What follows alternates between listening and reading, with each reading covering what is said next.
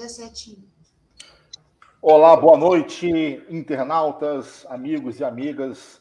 Sejam bem-vindos mais uma vez a uma transmissão ao vivo aqui pelo seu Fórum Grita Baixada.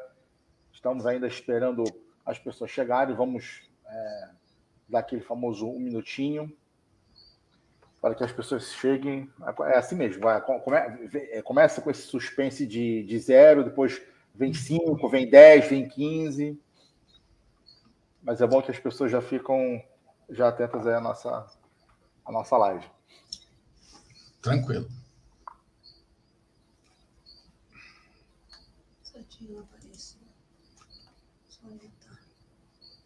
Vamos esperar o povo chegar aí.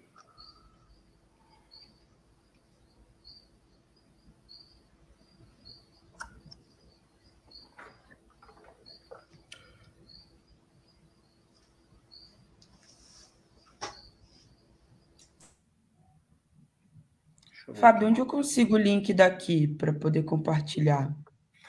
Aí você teria que ir lá no Facebook mesmo do Fórum Grita Baixada e copiar o link. Que o StreamYard, né, faz essa geração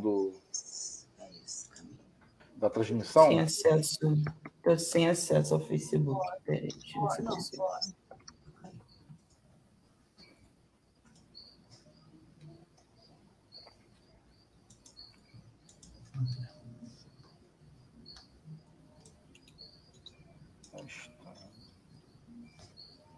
Não consegui. É no compartilhar? É no compartilhar? Isso, pode clicar no compartilhar na setinha de baixo. No público. Isso. Pode colocar também, manda para os grupos de WhatsApp também. Pega o link, né, do vídeo, pode colar. Vou até tentar fazer aqui um pouquinho, enquanto o pessoal vai chegando.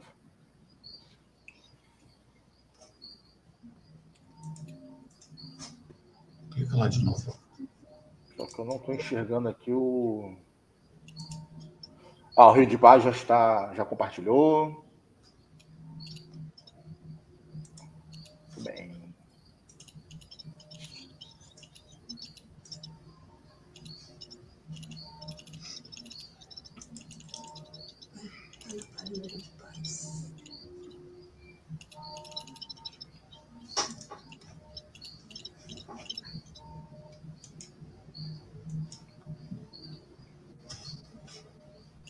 Dá mais uns 20 segundinhos, a gente começa a abertura aqui dos trabalhos. Nós estamos quebrando a barreira da internet. Já temos 500 pessoas assistindo aqui o nosso vídeo. Olha só que legal. Opa. Daqui a pouco vai ter uma turbulência aqui na conexão por causa da grande audiência. Vamos, pessoal, vamos chegar. É assim mesmo, o pessoal fica meio tímido.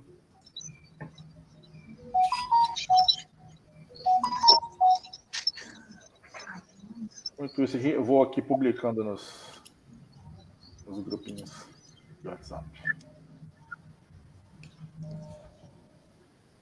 Pô, que legal.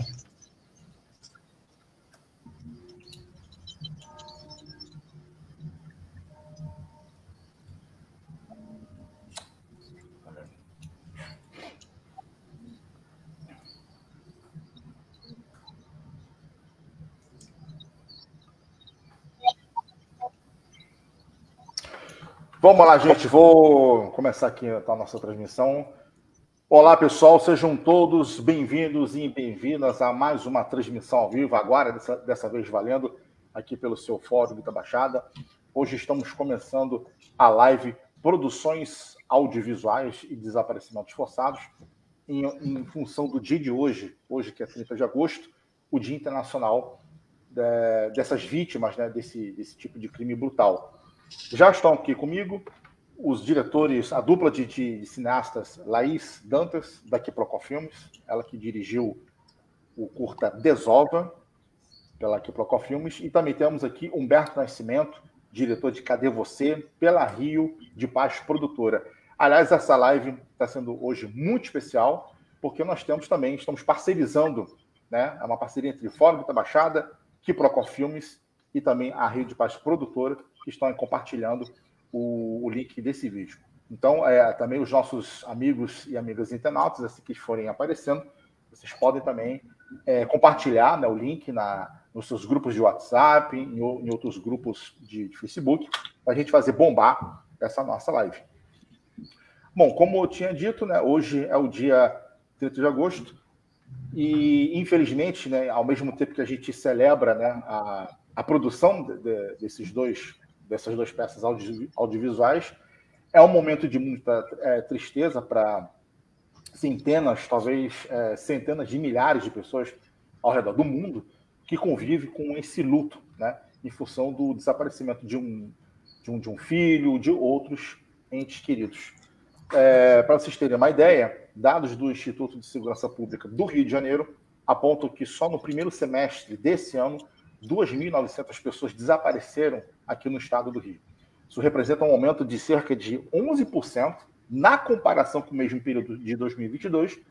Em todo ano passado foram mais de 5.000 desaparecimentos, 30% a mais do que em 2021. Agora, para vocês terem uma ideia, a definição, né, existe em todo um arcabouço teórico aí, né, sobre o que seria, né, o desaparecimento forçado. Então, segundo o decreto 8767/2016, é um decreto presidencial que promulga a Convenção Internacional para a Proteção de Todas as Pessoas contra o Desaparecimento Forçado, ele dá a seguinte definição, que o desaparecimento forçado entende-se pela prisão, detenção, sequestro ou qualquer outra forma de privação de liberdade que seja perpetrada por agente do Estado ou por pessoas ou grupos de pessoas agindo com autorização, apoio ou aquiescência do Estado, e a subsequente recusa em admitir a ocultação do destino ou do paradeiro da pessoa desaparecida, privando-a, assim, da proteção da lei. E além também dos filmes, das quais a gente vai falar daqui a pouco, o Fórum da Baixada realizou uma pesquisa, né, que é o mapeamento de desaparecimentos forçados na Baixada Fluminense, é uma parceria entre o Fórum da Baixada e o Observatório Fluminense da Universidade Federal Rural do Rio de Janeiro. Eles extraíram diversos indicadores, diversos dados compreendidos entre os anos de 2016 e 2020. Para vocês terem uma ideia, eles mapearam todas as 13 cidades da Baixada Fluminense. Nessa época, entre 2016 e 2020, a cidade de Iguapemirim só tinha apenas 5 desaparecimentos. Agora, a cidade de Duque de Caxias ficou com 591 pessoas desaparecidas. São números que, infelizmente, eles só crescem, tem uma conotação racial, porque isso acontece muito mais em territórios, em comunidades pobres, cujos moradores são pretos, pobres e periféricos, e não custa nada lembrar, trata-se de uma violência de Estado. Agora, sem mais delongas, vamos aqui à apresentação dos nossos convidados. Eu vou pedir, por gentileza, que a Laís comece a se apresentar e depois a gente passa para o Humberto. Boa noite, Laís. Seja bem-vinda. Boa noite, Fábio. Boa noite, Humberto. Agradecer aí o Fórum pelo convite. Eu sou Laís Dantas, sou cria de Duque de Caxias, sou diretora, sou fotógrafa, e diretora de fotografia e também editora de vídeos, montadora. Já assinei alguns projetos de direção no Canal Brasil, Instagram, Quebrando Tabu, também para o Instituto Marielle Franco. Como fotógrafa, eu assino a direção de fotografia do DOC, que também é da Quiprocó, Respeito Nosso Sagrado, e do longa-metragem Rio Negro. E também assino a direção de fotografia e a direção do Desova. Estou contente de estar participando aqui do debate com vocês. Obrigado, Laís. Vamos agora passar a bola para o nosso querido Humberto. Boa noite, Humberto. Boa tarde, pessoal. Boa tarde, Fábio. Boa tarde, Laís. Obrigado aí pelo convite, pela participação de todos. Bom, sou Humberto Nascimento, eu sou jornalista, né? Atuo há 30 anos no jornalismo de televisão. Agora estou documentarista, né? O Cadê Você é o segundo longa-metragem documental que eu faço. Eu fiz o primeiro, Patrícia Se Olha, Juíza do Povo, também foi um longa documental que está percorrendo aí vários festivais, já ganhou alguns prêmios, inclusive internacionais, e em breve a gente vai ter aí ele nas plataformas de streaming. O Cadê Você é um longa que eu fiz para a ONG Rede Paz, até por uma identificação muito próxima que eu tenho, uma identificação, inclusive, filosófica que eu tenho com o trabalho da ONG Rede Paz, né, de dar visibilidade às pessoas, dar voz a quem não tem voz, tratar de alguns temas que são tabus, provocar uma discussão na sociedade. Então, eu fiz com muito bom grado, gostei muito de ter feito essa parceria com a Rede Paz, e estou aí para a gente bater um papo e tirar algumas dúvidas. Obrigado, Humberto. Vocês toparam o desafio de dirigir peças audiovisuais sobre um tipo de crime que é complexo, né? Que vem acompanhado de uma série de problemas que vão desde subnotificação desses desaparecimentos até o envolvimento e até a permissividade, né, de agentes públicos nessas dinâmicas. O que primeiramente atrai vocês para dirigirem essas produções audiovisuais, né, com essa temática? Quer começar, Laís? Posso começar? Por favor, Laís. Vamos lá. Acho que primeiro foi impactante a primeiro convite. Primeiro que era um tema que eu não tinha muita familiaridade, mas ao mesmo tempo o fato de eu ter crescido na Baixada Fluminense, de ter tido contato, não contato direto, mas de ouvir falar sobre desaparecimentos na região que eu morava, me fez olhar para isso com outros olhos, assim. Eu lembro que eu fiquei, será que eu consigo dar conta de contar sobre um assunto tão delicado? E confesso que de primeira fiquei com medo também, me deu muito medo. Mas eu falei, por que não? Vamos lá. E me procuraram também pela sensibilidade, assim, que eu venho construindo ao longo da minha pequena carreira até aqui. Então eu falei, então vamos nessa. E essa coisa também de ser cria de Duque de Caxias, de estar ali, e de crescer nesse lugar, e de sempre ouvir uma coisa, não, aconteceu tal dia, isso aqui, fulano desapareceu, mas filho de fulano desapareceu, e nunca ter um contato direto com pesquisa, ou entender os agentes que causaram esse desaparecimento. E aí eu chego nos meus 27, agora 28 anos de idade, entendendo o assunto, falei, por que não dirigir esse filme e tentar criar um roteiro que fuja um pouco da exposição total dessas pessoas.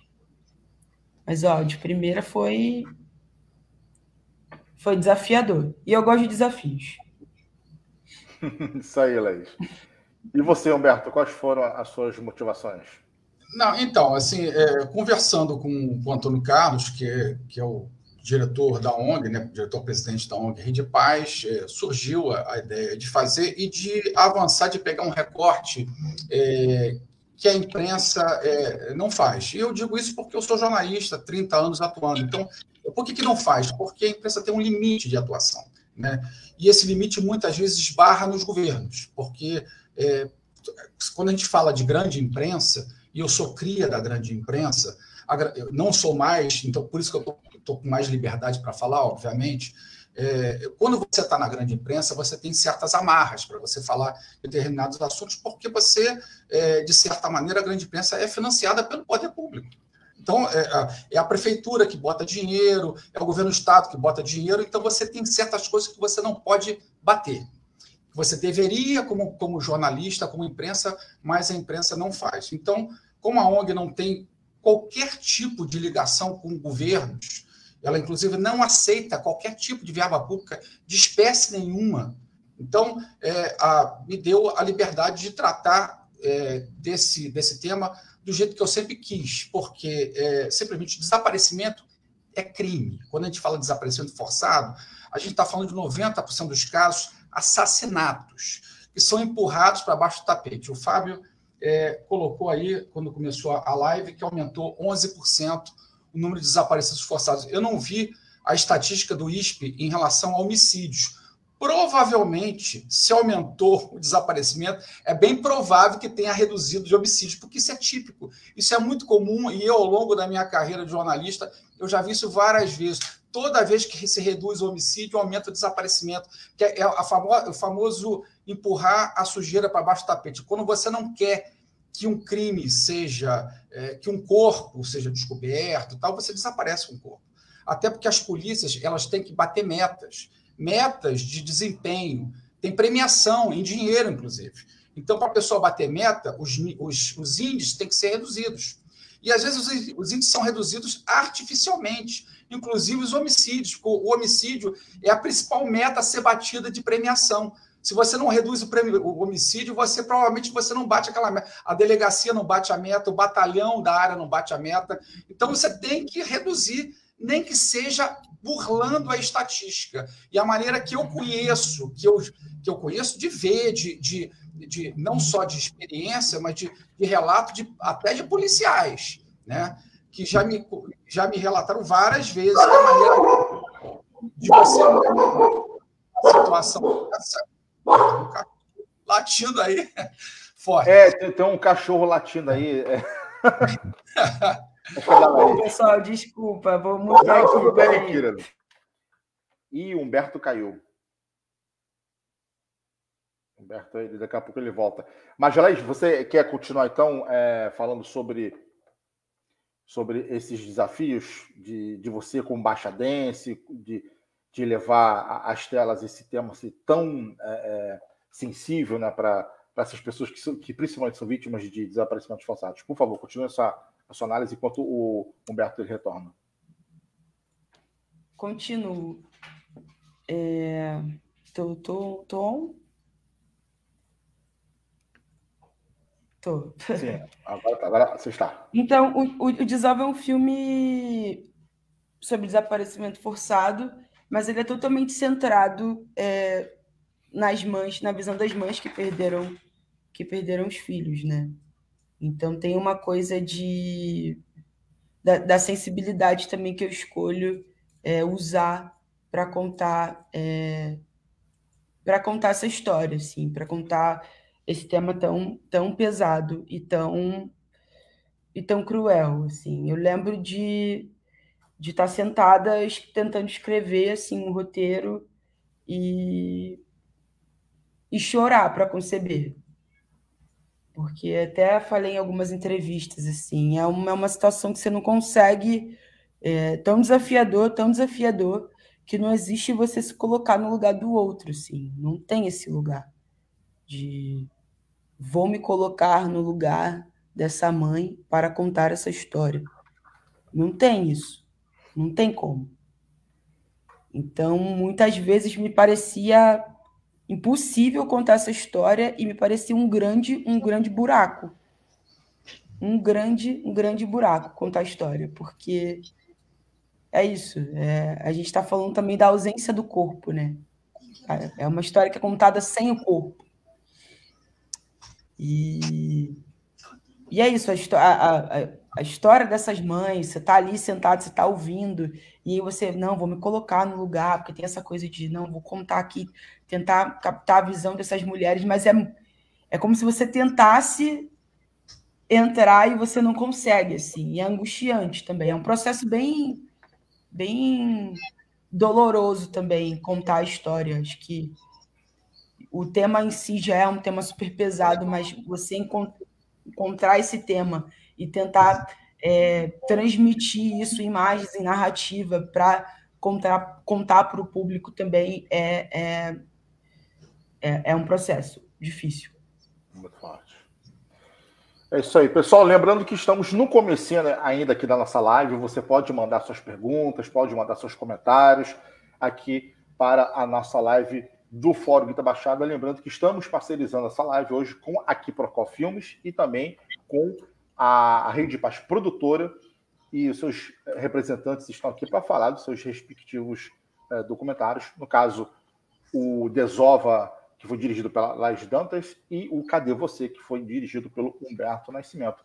Vamos falar agora sobre uma coisa assim muito interessante, porque os dois documentários eles são diferentes, né? A Laís ela optou por simbolismos e o Humberto ele meio que foi assim, né? Foi um jornalismo, né? Assim, mais frontal, né? Mais duro. Então eu queria que cada um de vocês explicasse aos nossos internautas as narrativas, né? As escolhas narrativas que vocês escolheram para compor os filmes de vocês. A gente pode começar com a Laís, então, por favor. Vamos lá. Escolha a narrativa do Desova. Eu tinha um tema difícil para contar, curta, e tudo muito delicado, tudo muito expositivo ao mesmo tempo. Não queria expor essas mães de uma forma ruim e que elas se vissem nessa tela também de uma forma pesada. E foi pedido para mim, quando escrevi esse roteiro, que pensasse com carinho na exposição dessas mães também. Então, o Desova, ele tenta... Ele é quase poético, assim, para contar sobre um tema difícil. Então, eu opto pelo simbolismo, eu opto pela poesia, pela fluidez, escolho uns elementos. O Desova perpassa por elementos durante a narrativa. Não é uma história tão linear, apesar de contar e de explicar sobre o que é desaparecimento, sobre dados, mas ele é um filme, não diria, não linear, assim, que a gente vai passar por religião, pela maternidade, pelo Rio. A gente passa por esses elementos, assim. Eu escolhi contar dessa forma. E escolhi não expor essas mães também de uma forma com que elas se vissem nessa tela e sofressem ainda mais, porque já é muito difícil ter que lidar com esse luto e muitas delas não enterraram seus filhos, então é duro para elas tratar disso. Então eu queria que fosse menos duro essa representação na tela. Então eu opto por essa narrativa não linear e de elementos trago um pouco do lúdico para contar. E durante o filme, o Fórum Grita Baixada estava realizando arte-terapia com as mães do quilômetro 32, organizados pela Jo. E a gente foi lá nessa arte-terapia, a gente frequentou as sessões, então tem imagem dessas mulheres ali vulneráveis, mas ao mesmo tempo entregues ali à arte-terapia, desenhando, sorrindo, se acolhendo. Então tem uma poesia nisso, nesse encontro delas e nessa escolha delas de quererem participar dessa arte-terapia e de se abrirem ali. São mulheres que muitas não falam sobre isso abertamente, elas escolheram conversar com a gente sobre o que aconteceu com os filhos delas e se deixaram ser filmadas. Então tem muitas camadas assim nesse filme. E tem uma relação também interessante sobre a água, né, e os cemitérios clandestinos, que você um pouco retrata também no documentário, né? Sim, é isso, olhando as pesquisas, essa coisa dos cemitérios subaquáticos, eu falei, cara, eu preciso trazer essa água, que é isso, né? A Baixada tem o Guandu, tem os rios que cortam, eu preciso trazer essa fluidez também, essa água que é água que leva, mas também que é água que lava, é água que purifica, é água com um monte de sentidos, assim. Eu viajei muito no sentido da água. E eu trago também uma mãe com uma criança durante o filme que traz muito esse sentido da maternidade, né? Que esses corpos, eles tinham endereço, eles tinham família. quando a gente fala dessa coisa, é muito racializado, né, o desaparecimento. Somem mais corpos negros do que corpos brancos, e corpos negros pobres. Então, eu trago uma mãe, uma criança, nesse rio para representar muito essa coisa da maternidade, da fluidez da água também e da vida. Esses corpos tinham endereço, tinham família, tinham nome, muitos deles tinham filhos, esposas, que é isso, né? A gente fala de desaparecimento e parece que é um corpo no ar, um corpo que está aí, desapareceu, acabou. Mas a gente precisa lembrar que essas pessoas tinham família, que elas tinham nome, e que essas mães também, acho que trazendo para o lado ainda mais profundo da coisa, essas mães, quando seus filhos nasceram, tinham planos para os seus filhos, ainda que seus filhos não sigam o caminho que ela queria, essas mães também planejam coisas para os seus filhos. Então, essa ligação, né, da maternidade ali com a criança que cresce, escolhe, enfim. Tentei trazer tudo isso ali nessa coisa mais lúdica. Perfeito, Laís. Agora, Humberto, ele escolheu, né, uma narrativa assim, muito mais poderosa, uma coisa muito mais incômoda. Explica pra gente, Humberto, como é que essa narrativa fluiu aí no seu documentário. Não, eu acho que talvez seja um pouco da própria experiência, né, profissional, assim, quer dizer, essa coisa da narrativa em primeira pessoa, as pessoas contarem as suas próprias histórias, meio que o jornalismo faz em parte isso, né?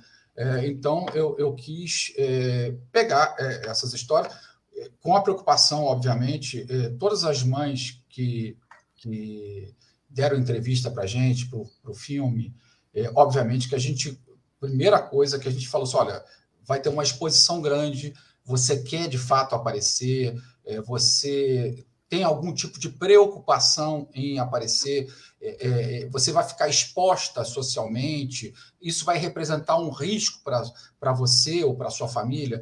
Todas exigiram participar, inclusive algumas até por orientação do advogado, sim, não, quiseram participar até por uma questão de segurança, porque quanto mais exposta a pessoa fica, menos alvo aquela pessoa se torna, né? Isso é uma coisa que a gente percebe isso, que é fato, né? Quando a pessoa fica socialmente exposta, é mais difícil você cometer algum tipo de crime contra aquela pessoa que falou, justamente porque ela está socialmente exposta. Então, essas mães quiseram falar, elas não quiseram nenhum tipo de trucagem, de distorção de voz ou gravar na sombra, elas quiseram todas, sem exceção, a gente tem os termos todos assinados e tal, todas quiseram falar em primeira pessoa, dando corpo e alma, né, para a narrativa.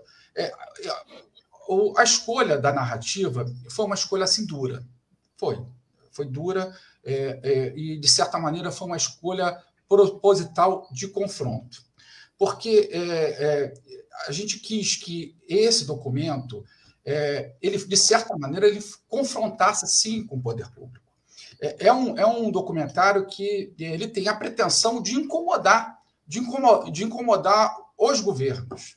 E aí eu não falo só de governo estadual, mas também governo federal, cujas leis, em cima dessa questão do desaparecimento, é uma completa... inacreditável o país do tamanho do Brasil, de dimensões continentais, que seja essa bagunça na investigação do desaparecimento forçado, quando tem investigação. Então, a gente quis mesmo colocar o dedo na ferida, provocar um debate, incomodar. A gente quer incomodar a autoridade.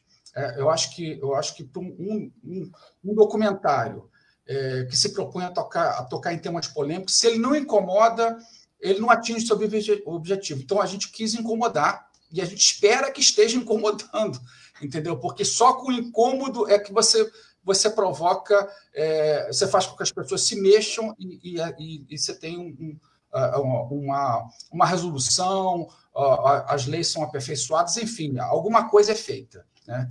Então, esse foi o foco, assim, colocar uma realidade dura, expor as deficiências não só... A gente fez um recorte muito Rio de Janeiro, também tem Baixada, também muito presente. É evidente que a gente podia ter ampliado isso para o Brasil, mas a gente quis focar no Rio, porque é uma questão mais complicada no Rio de Janeiro, por milícia, por tráfico, por alguns recortes da própria polícia, que é uma polícia que também desaparece, com corpos, enfim. Então, a gente quis, a partir da experiência do Rio de Janeiro, a gente quis uma reverberação nacional a partir disso. Então, a gente escolheu alguns personagens que são icônicos, né? Tem o caso do Pedreiro Amarildo, que a gente trouxe, aproveitando o gancho dos 10 anos. Tem o caso da engenheira Patrícia Mieiro, que também é um caso icônico, né? E tem as mães da Baixada, principalmente do quilômetro 32 também, que a gente tem algumas mães do quilômetro 32 que deram depoimentos absolutamente devastadores, autênticos, e mostram como a sociedade, como o Estado do Rio, como o governo do Rio de Janeiro simplesmente trata o caso com total desprezo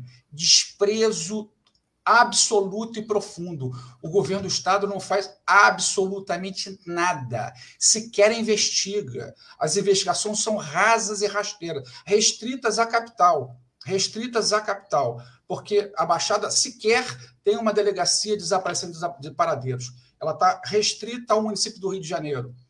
E assim mesmo não pega, ela não foca no município inteiro, só algumas regiões que são mais endêmicas. Se você pegar São Gonçalo, Itaboraí, Baixada Fluminense, esses casos provavelmente não sequer vão ser investigados, só vão ser investigados quando tem alguma pressão da imprensa. É isso que, infelizmente, ocorre, e eu acho que é por isso que a gente optou por um enfrentamento, vamos dizer assim. A gente optou por um enfrentamento. Perfeito, Humberto. Agora, eu queria saber um pouco de vocês sobre a questão de... Né, vocês tratam de um tema tão cruel e perverso, né? Eu imagino que isso deva ter dado uma responsabilidade maior sobre o ombro de vocês ao construir essas narrativas. Então, eu queria saber de vocês como que vocês sentiram o peso dessa responsabilidade, né? O que mais preocupou vocês em termos de eficácia da mensagem que vocês queriam passar nos seus documentários? Vou começar com você, Laís. Opa. Escuta a pergunta, Laís? Você pode repetir a pergunta, por favor? Sem problema. Desculpa. Não, tudo bem. Então, eu estava falando aqui com o Humberto que vocês trataram, né, de um tema muito cruel, muito perverso, né, que são os desaparecimentos forçados. Isso deve ter dado uma responsabilidade maior, né, sobre o ombro de vocês ao construir essas narrativas. Então, eu queria saber de que forma, né, você sentiu o peso dessa responsabilidade e o que mais preocupou você em termos de eficácia dessa mensagem que você queria passar no seu documentário. Olha, Fábio,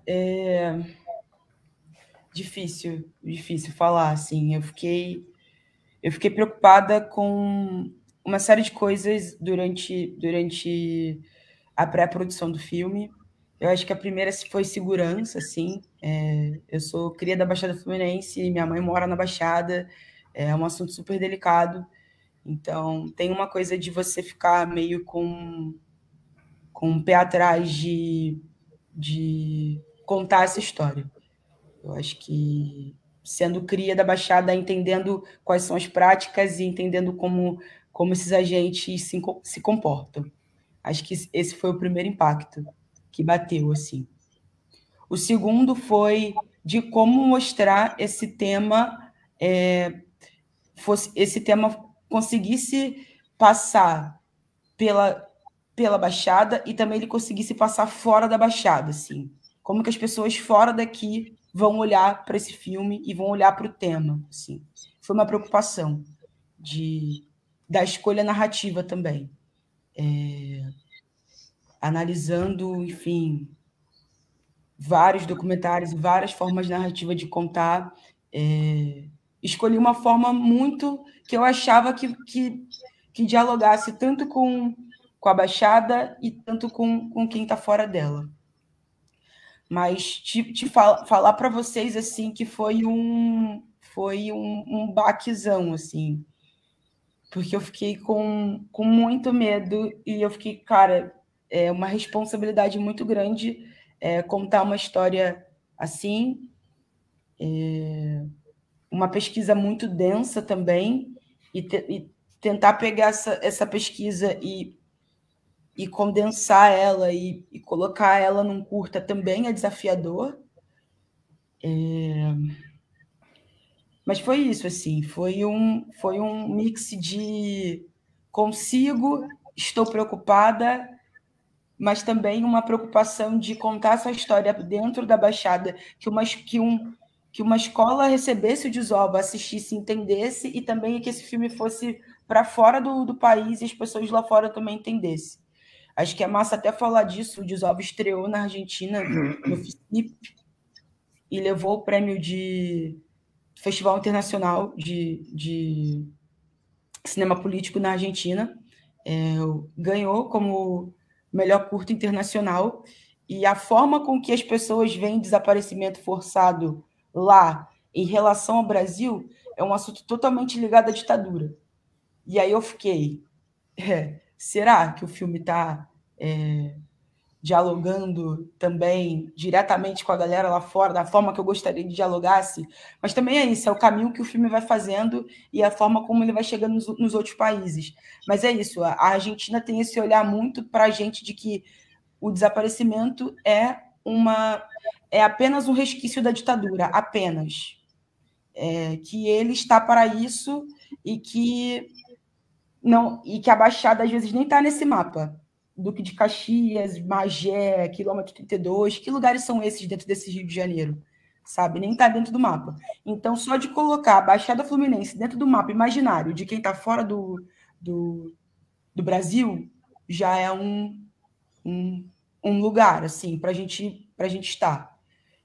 E começar esse diálogo fora também, que é isso. Nos outros países também tem suas práticas. Mas aí, como fica esses outros países quando olham para o Brasil, sabe? Mas foi um baita desafio. Me senti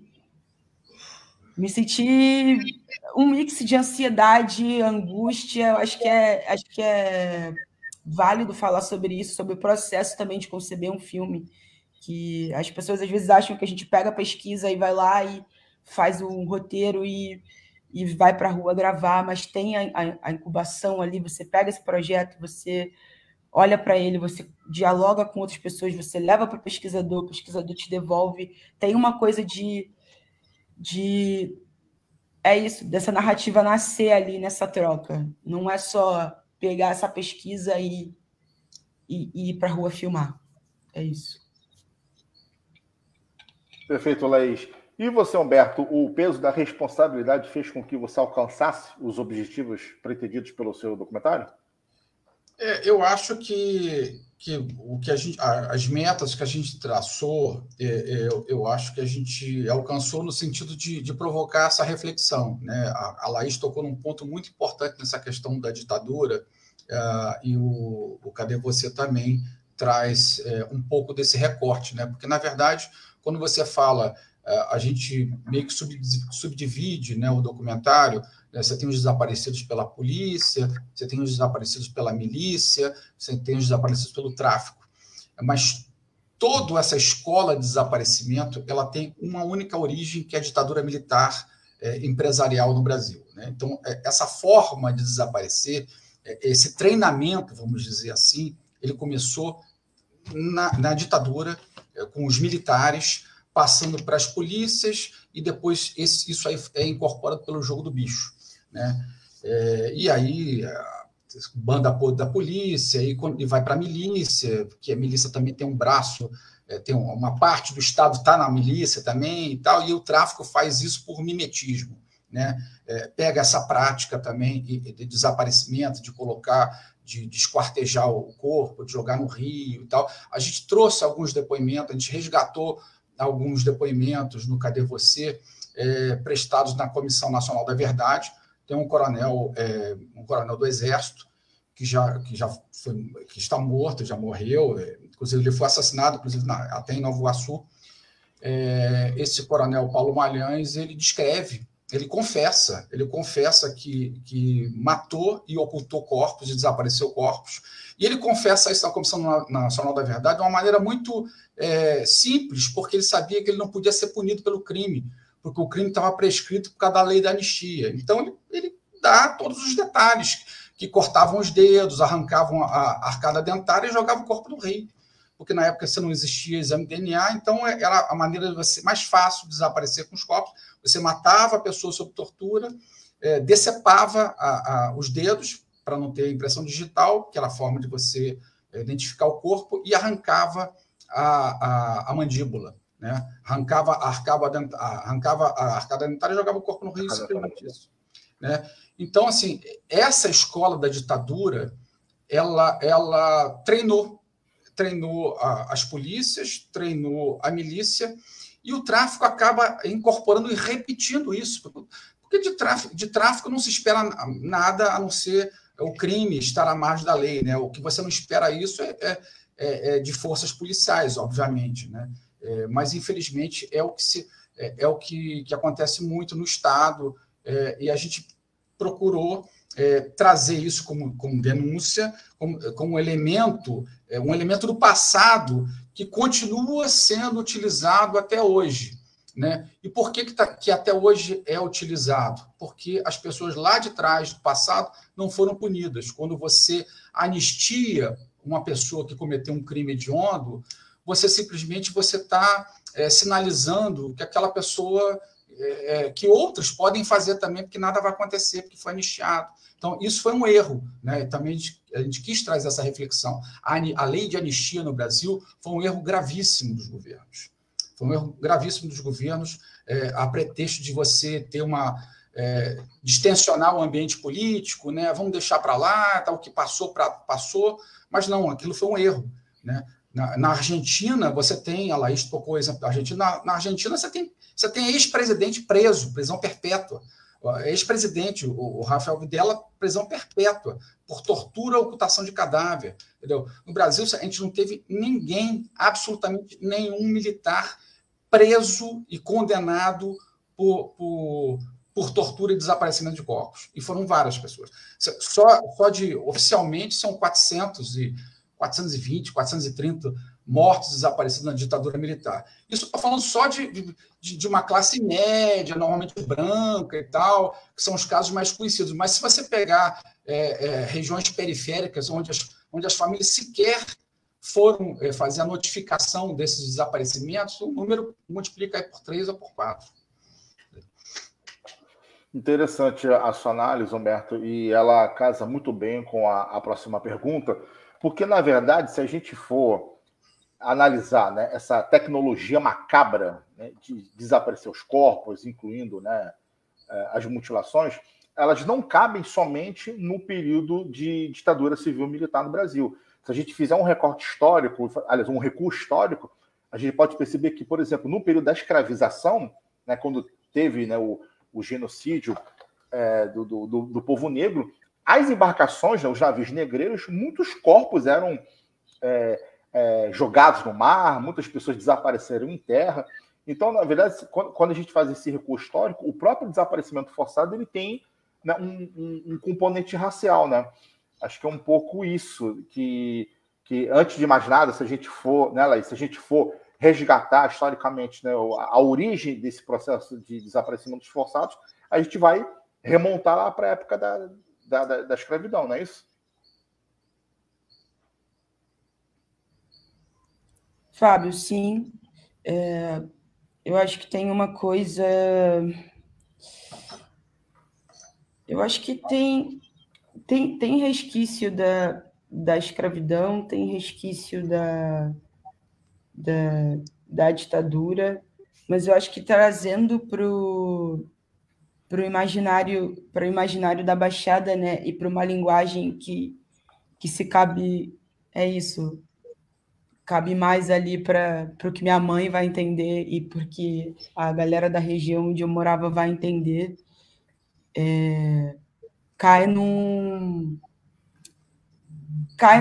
normal, assim, né? Eu acho que tem uma coisa também de trazer esse resquício histórico, mas também falar da normalidade que vira para a população ali, de como isso é visto como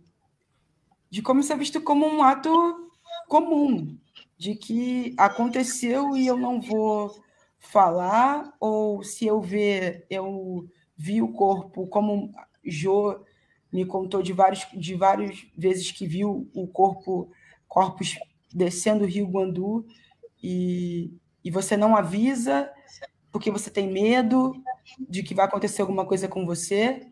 Então tem muito esse lugar de, por mais que a gente tenha esses resquícios históricos, escravidão, ditadura, a gente tem também essa coisa da galera conviver com aquilo ali e achar normal e não falar sobre, assim.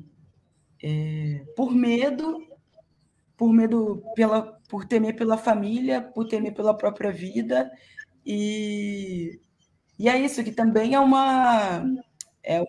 um resquício histórico, né? Essa coisa de resolver as coisas também na bala. Então, isso é uma coisa que mexe muito comigo quando eu vou falar sobre isso, porque é uma coisa que está que atravessa a minha infância, mas com uma normalidade muito grande, assim, de desaparecer corpos e, tipo, é isso, desapareceu, não tem o que fazer. Não tem o que fazer, desapareceu, acabou. Sabe? De não ter, meu Deus, a Siri falando aqui, de não ter ajuda do Estado, de um agente ali que vai acompanhar essa família, enfim, em busca de ajuda e sei lá, ir na polícia, fazer um boletim de ocorrência, não tem, desapareceu, acabou, é isso aí. Se eu ver alguma coisa suspeita, eu não vou falar, vou ficar quietinha, porque tem minha família aqui, tem a minha vida, por mais que essa pessoa seja minha vizinha, valeu, assim. Então tem essa coisa da cultura na Baixada Fluminense, ainda mais, de ver se acontecer e não falar sobre. Então, por temer a própria vida. Acho que é bom pontuar isso também, dentro de todo esse ciclo do desaparecimento. Fábio está com o microfone fechado. Isso. Perfeito, obrigado, Humberto. Desculpa aí, pessoal. Eu acho que a gente pode colocar, né, os desaparecimentos forçados como num rol de crimes em que há um recorte racial, né? Porque, afinal de contas, se a gente for pegar o número de desaparecimentos forçados, eles são majoritariamente, né, de pessoas negras. Então, Humberto, a gente está falando de racismo estrutural, né? O desaparecimento é mais uma faceta perversa do racismo estrutural. Tem, com certeza. Se você pegar a estatística, você vê que que a maioria é negra, de fato, mas também pobre. Então, e você tem a questão do racismo, e você também tem a questão do recorte social. São duas coisas que às vezes se misturam, né? Porque você tem muitos moradores de comunidade que são negros e pobres, né? Que eu acho que a maioria, né? Então, assim, duplamente mais perverso, né? Mas você tem a questão social também, porque é muito mais difícil um caso que aconteça no quilômetro 32, ou em Caxias, ou em Seropédica. É muito mais difícil um caso desses ter uma repercussão, como teve um caso Amarildo, que, apesar de ser também um cidadão, um morador de uma comunidade, um morador negro e favelado, mas ele estava na Rocinha, em São Conrado, do lado ali da Zona Sul. Então, assim, é óbvio que um caso que acontece na capital, que aconteça na Zona Sul, ele vai ter uma repercussão maior, simplesmente porque os meios de comunicação se mobilizam de uma maneira mais eficaz, né? Os meios de comunicação, os formadores de opinião. E aí não estou discutindo se está certo ou errado, eu acho até que está errado, mas, enfim, os formadores de opinião estão concentrados no município do Rio de Janeiro, né? E por várias questões, inclusive por comodidade e por falta às vezes até de estrutura mesmo, se cobre mais o município, né? ou o Grande Rio ali, cidades mais próximas e tal. É muito difícil você ter um olhar mais forte se a família não tiver um poder de mobilização ou através de alguma organização, como o Fórum Grita Baixada, se ela não tiver uma reverberação, se ela não tiver uma caixa de reverberação, esse caso provavelmente vai ficar esquecido. E aí você vai para uma delegacia distrital comum. Você pega uma delegacia normal de Comendador Soares, aí eu não estou fazendo nenhuma crítica a delegado A, B ou C.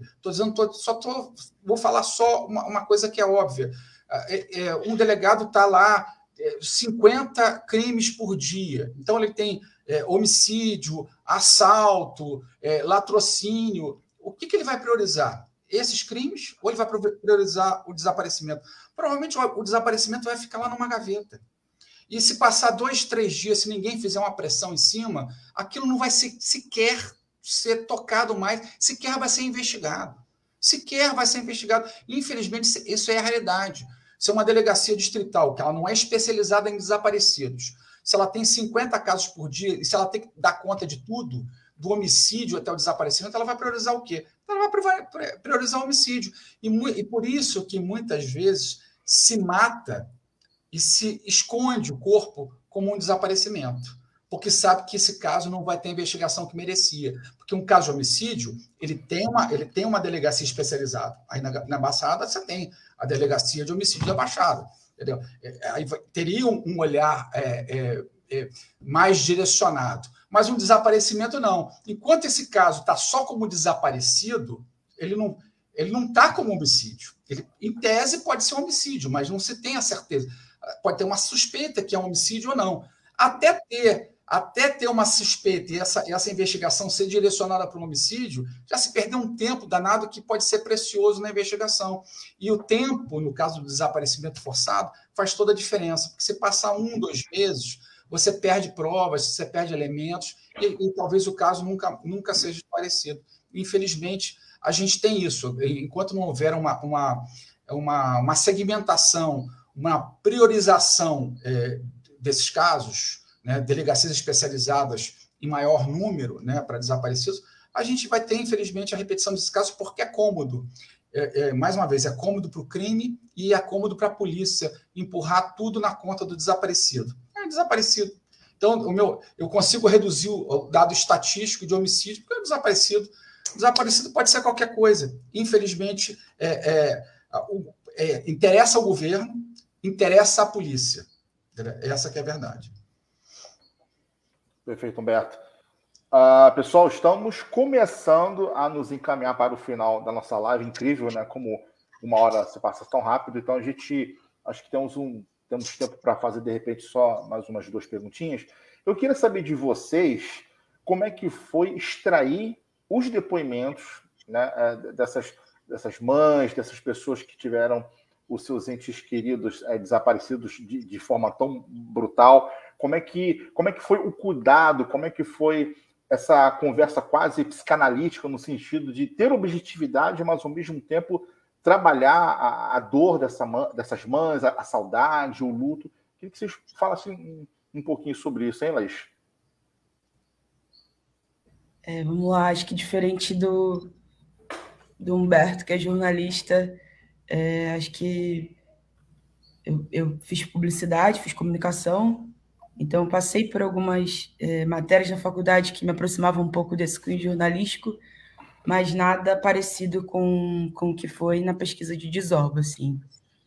A gente fez alguns encontros na casa da Jo, no quilômetro 32, mas antes disso eu tive acesso a áudios de entrevistas e da pesquisa do Fórum Grita Baixada, que já foi bem impactante para mim. Conversando com o Fernando e com o Gabriel, que são os diretores dos Nossos Mortos Têm Voz e também fazem a produção aí executiva do Desova e pesquisa também. Eu lembro de conversar com eles e pedir dicas de como lidar com isso, assim, porque é muito fácil você deixar o assunto entrar em você e ir para a sua... Diríamos que a gente tem ali o documentarista e a pessoa física, né? De deixar isso ir para a sua pessoa física, assim, de entrar. Então, foi muito importante eu também criar mecanismos para não deixar com que isso afetasse a minha pessoa física e apenas a documentarista, assim. Então, a gente fez algumas rodas de conversa com algumas mães, onde eu pude ouvir as histórias. Foi basicamente elas contando um pouco mais do que já tinha nos áudios, mas foi imprescindível que eu falasse para mim que eu não ia resolver os problemas dessas mulheres, porque é isso, o documentário ele é uma ferramenta na mão delas e na mão tipo, de quem corre atrás dos direitos pela causa. Assim. Eu entendo muito o documentário como essa ferramenta, mas às vezes a gente se coloca num lugar, a gente está num lugar de que essas mães olham para a gente como totais agentes que vão resolver os problemas delas, assim. Eu conseguia ver nos olhos delas, ao conversar comigo, que, caramba, eu estou contando a minha história aqui e o meu problema vai ser resolvido. Então, se apartar disso, se distanciar disso um pouco para poder contar a história é importante, porque senão essas mães olham para a gente muito com esse olhar de salvador, e não é esse lugar que a gente está aqui. A gente está no lugar de contar essa história, de potencializar essa história para que os benefícios venham assim para elas, para essas mães e para essas famílias. Mas é muito louco assim esse processo de estar nesse lugar e a forma com que elas olham para a gente. Mas foi um momento onde eu respeitei muito elas, assim. Chegou momentos onde elas não queriam falar mais ou se emocionavam, e foi um momento muito respeitoso. Eu digo, e conversando com o pessoal da Quiprocó, que eu queria que esse processo fosse o máximo respeitoso com elas do início ao fim, assim, que não gerasse, apesar de gerar incômodo, mas que não a incomodasse mais, assim, porque há muita coisa para elas lidarem. Eu não queria que esse processo fosse mais um peso para elas. Então foi isso, sim. Mas essa coisa de estar sentado de frente para elas e parecer que é isso, que o filme vai solucionar 100% o problema delas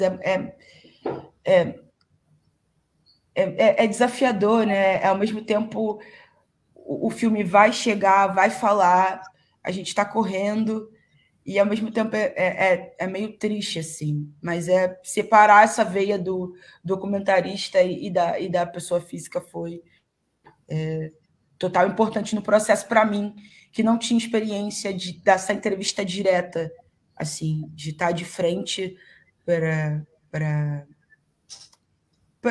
o problema mesmo, de frente ali para investigar e para tomar nota e, enfim, entender do que se trata. Perfeito, Laís. E você, Humberto, você foi mais jornalista ou foi mais psicólogo ao fazer essas abordagens para extrair esses depoimentos? Não, o Fábio e Laís, assim, Laís falou dessa coisa, de repente ela não estava com muita experiência em relação à experiência jornalística, nessa coisa do embate com a pessoa. Eu posso dizer que experiência nenhuma te proporciona saber a reação das pessoas. Por exemplo, nas entrevistas que a gente fez no Cadê Você, eu fiquei chocado com vários depoimentos. eu jamais esperaria aquele tipo de relato, por mais que você vá para uma entrevista preparado para ouvir várias coisas, né? Até porque às vezes você faz uma pré-entrevista, a produção te dá um briefing de isso assim, assado assim, mas os depoimentos foram absolutamente devastadores, né? Principalmente os depoimentos das mães da Baixada Fluminense, eu posso dizer com toda certeza que elas deram alma, ao documentário, porque foram muito surpreendentes. Eu não fui, por mais que eu esteja acostumado com relatos duros e pesados e tal, para mim também foi uma coisa assim muito muito fora da curva. Eu não esperava aquele nível de carga emocional. A gente teve que parar várias vezes a gravação, porque as mães estavam muito emocionadas. E a gente acaba também, a equipe acaba se envolvendo um pouco nessa emoção, porque ninguém espera naquela intensidade, né? Ninguém esperava naquela intensidade que foi. E coisas assim absolutamente devastadoras e verdadeiras e vindo da alma, né? Então assim foi muito impactante também para a gente. E aí não tem experiência que resolva isso, porque a surpresa é eterna. Você pode ter 50 anos fazendo uma coisa ou está começando ontem. É a mesma surpresa. Nunca você está preparado para determinadas reações, nunca, entendeu? Então, assim, foi muito surpreendente e foi assim, e revelador como essas pessoas estão desamparadas, né? Quanto mais periféricas elas são, mais desamparadas elas estão. Porque a gente entrevistou também mães no município do Rio, na capital, perderam mães e esposas e tal. Você tem pelo menos um nível de mobilização e você tem uma rede de apoio, ainda que seja precária, mas tem, né, uma rede de apoio e tal. Às vezes a própria imprensa, às vezes o governo, de alguma maneira, tenta dar algum benefício por meio de uma secretaria de ação social, alguma coisa assim.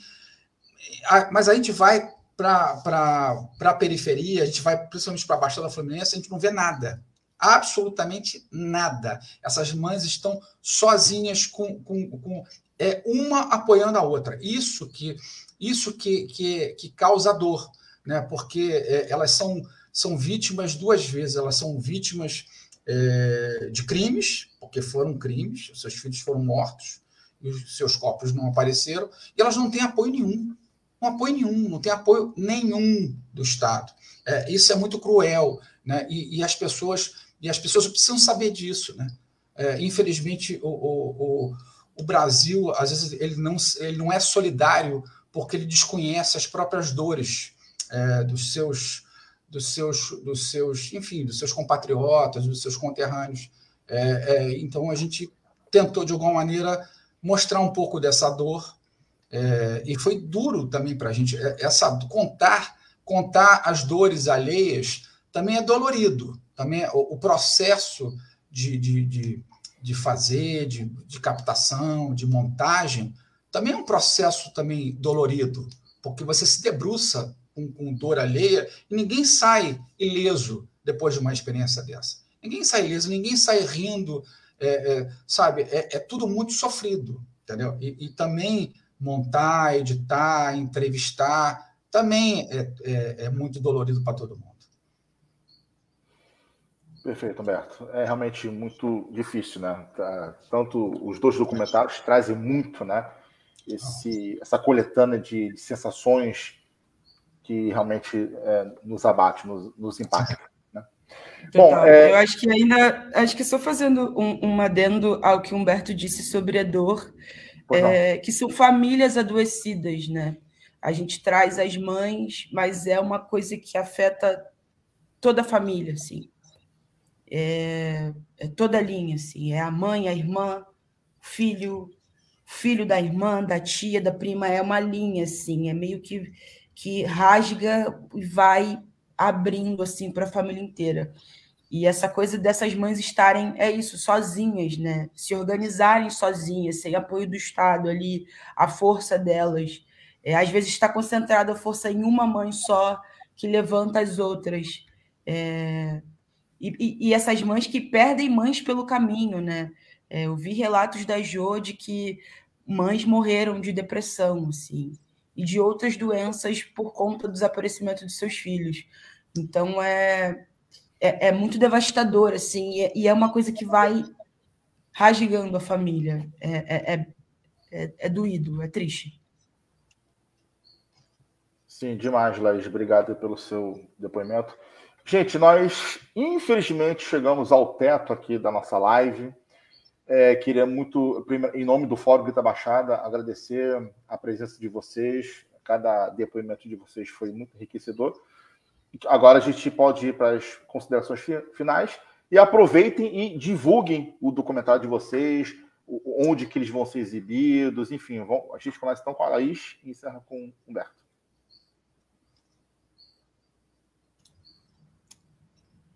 Vamos lá, estava vendo aqui a data que vai passar, vai ser exibido. Vou ajudar aqui. Vai cair alguns. 5 de setembro, ali no Sesc Nova Iguaçu.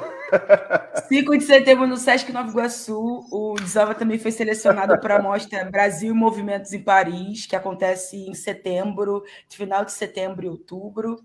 Está também na mostra Sesc, ainda não saiu a programação, mas vai rodar nessa mostra Sesc. Então é isso, vai ter a estreia no Sesc, mas também está passando por festivais.